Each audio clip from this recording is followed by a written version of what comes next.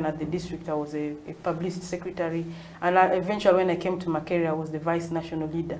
So in this YCS, I'm saying it because there was so much values that we drew from being... There's leadership instilled in you. Yeah. So we had so much values. Then we were really like, you know, you had themes like models for change. Yes. The leader is, you know, you have to go to be a model for change. Yes. You know, there were so many values. So what we did was that even in school, you had to identify where are the problems and kind of, as students, try to resolve the problems within the school and outside.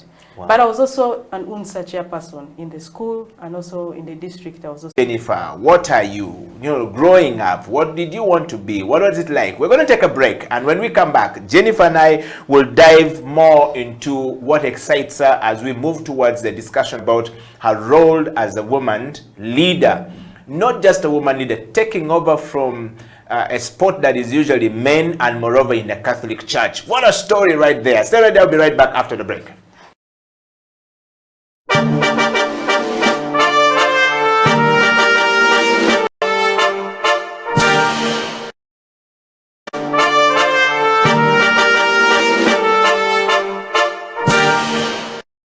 There's a lot that is involved in the civil society done, and many times there is a feeling that that is too much for a woman because she has other traditional roles that she needs to do as at home. Yeah. So many times as people are looking for leaders in civil society organizations, the priority is usually given to men because of our society that feels that men have the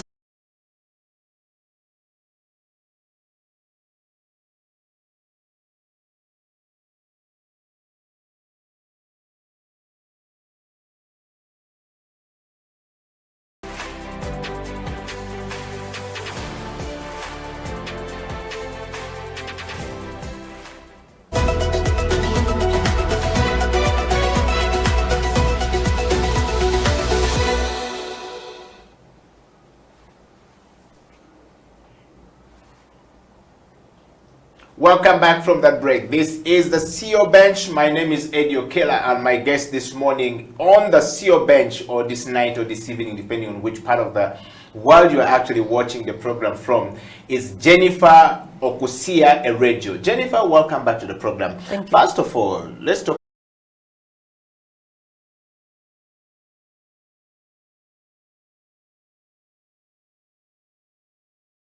of this new organization. Let's dive into it briefly. Thank you. Before I became an executive director, I was working with an organization called Horizon 3000, an Austrian organization for development cooperation. I was working for many years with them, at least 13 years, and in the area of programming, like project development. So it was an amazing work to see what people are doing, plan with them projects that have big impacts on lives. So projects on water and sanitation, agriculture, and so on. And Bosco Uganda was one of the partner organizations of Horizon 3000. I decided to leave. I was working in Kampala here, but I decided to go up north.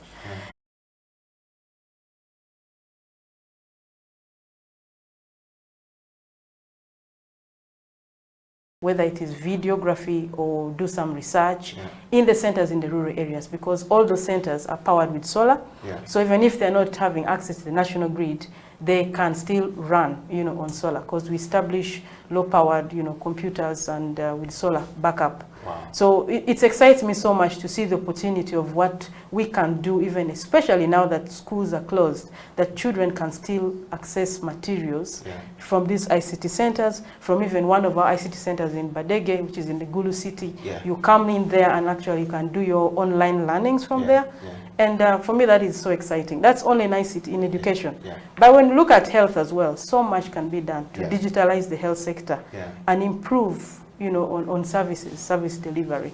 So I just want to say in summary that there is so much that I saw that Bosco Uganda could do beyond what they were doing, like connectivity, build up more content, and have this available in the rural areas. Network. Wow. Jennifer, we're going to go straight on that note to the leadership part of this interview. I mean, the program you're on, you know, focused on leadership, change management, and transformation. And you've touched a little bit there. So I want to go straight to leadership. Having heard you speak about what excites you in this new role that you are in right now, and it gives me an opportunity to ask a question. On the question of leadership, what is your understanding of true leadership, from self to leadership at family level, to leadership at community level, to leadership at where you are right now, which is organizational level? All right. What is your understanding of leadership? First of all, I do believe that everyone is a leader. And we are leaders in different capacities, yes. right from home. Yeah. Even we see children take up leadership. As I said, when I was young, I was supporting my parents to bring income at home, and also to care for the others. Yeah. In an early age, just as soon as to go to greater heights. And another thing I think in leadership is about the transformation. Are you able to leave people behind in a better way? Yeah. And that is important. Wow. Yeah. Well, we're talking to Jennifer Okusia Ereju. I need to get that name correct. She's the executive director of Bosco Uganda. Bosco Uganda is an international, or rather a local organization that is going international from Uganda, based in northern part of Uganda. It's been there for 14 years. She's been nominated as our guest on the CEO bench today. And I think that those who nominated her surely had the reason for their vote.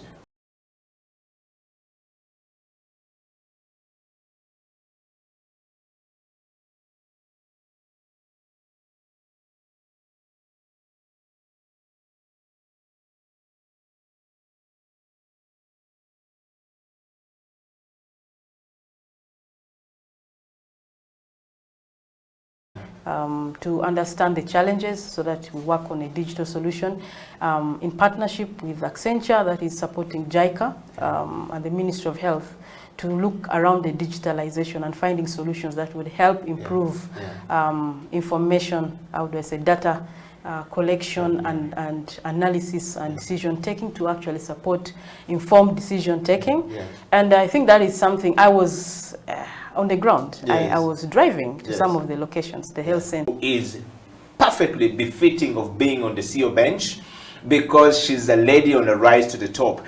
And we're going to take a break, but just before we take a break, Jennifer, I want to ask you one more question to, sum up the leadership part, and then we'll come back and talk about change management, and particularly the things that you want to do or you're going to do at Bosco Uganda. And my question on the leadership, to sum it up, is basically about what is your understanding of leadership at the personal level? Most people don't understand leadership at personal level. They don't know how to separate the two. They are stuck in one place, don't know what to move and how to move, but yet we're seeing Jennifer moving from one place to the next. And what is your understanding of leadership at the family level? Most people think that if you're personally very effective as a leader, you are going to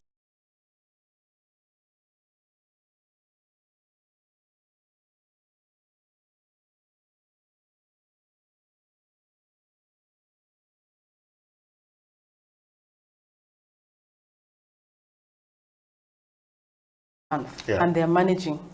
My children are managing, the elder ones are able to manage the younger ones without any issues.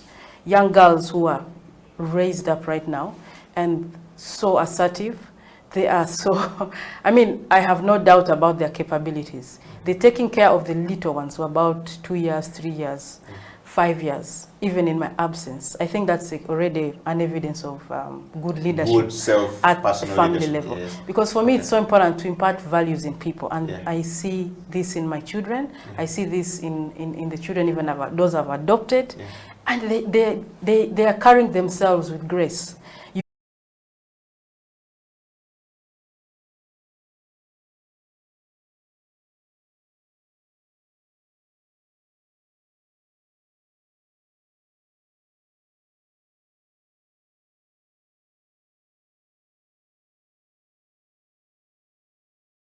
Up capabilities within your people, give them tasks, move to higher levels, so that when you go, you not hold on. I've seen that challenge sometimes with organizations when the people hold on and they don't give you the chance to be what you want to be.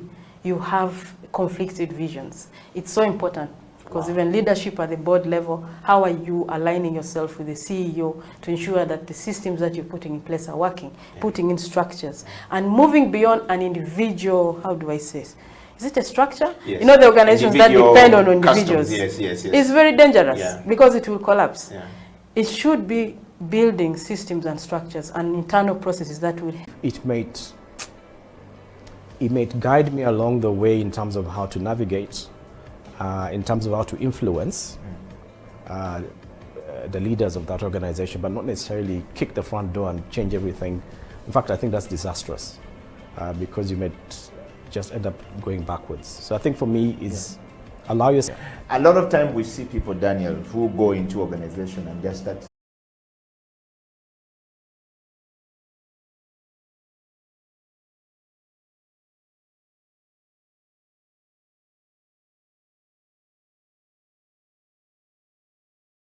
They have issues, they are too emotional, they have not done the courses that are good enough for leaders.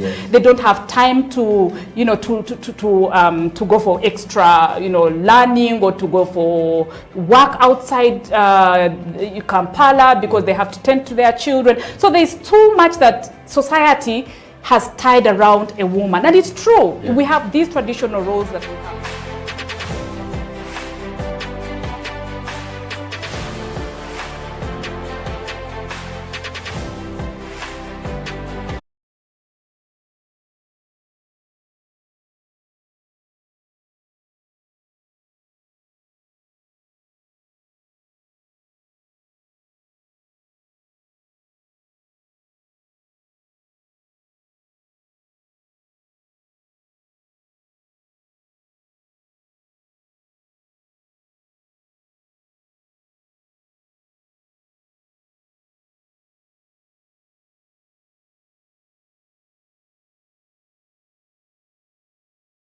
Have the time to do analysis, and in order to make change possible, you need to use also technology. You need to change from a manual system to a system that is going to help you do analysis and be able to make an informed, timely, real-time decision. So what we're doing now, for instance, I'm just giving an example of a health center. There's going to be, we visualize a lot of change going to happen.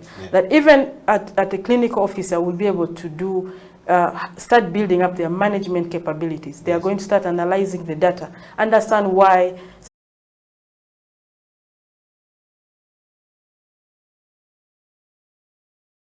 they're going to struggle because they missed opportunities to adopt to the change that is happening. So managing change for me is looking within an organization and seeing what has to change. For instance, the organization culture.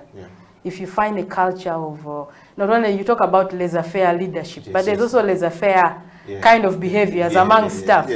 You find where you have people leave their coats on the seats. You're waiting for an officer, it is his coat there. It's a Monday, it's a Friday, they are gone. So you know you're seeing cultures, you're seeing behaviors which need to be changed. Through the values that you must bring into an organization. So you realize you must set up systems, and you must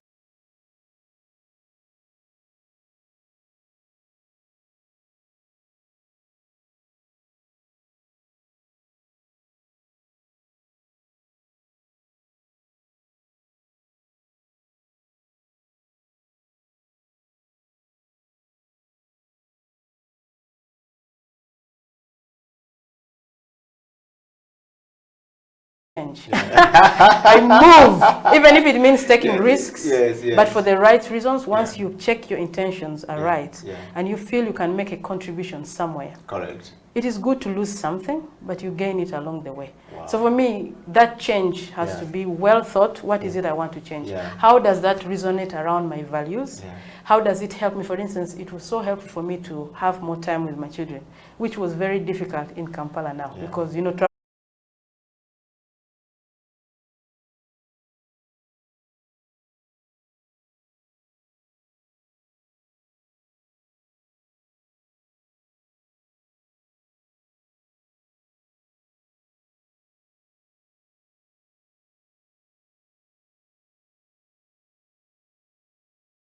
before. This is how many years now back. Align it to the context today. Align it to the challenges and opportunities that you see today, like with COVID now. there's so much that we can do. Yes, there's a problem, but for every problem, there is a solution. To it. So you have got to change some of the, your activities, your actions, in order to bring that positive change that you want to see. Wow. Yeah. Well, we're talking to Jennifer Okusia Erejo. She is the Executive Director of Bosco Uganda, and I can tell you the nominations were not in vain.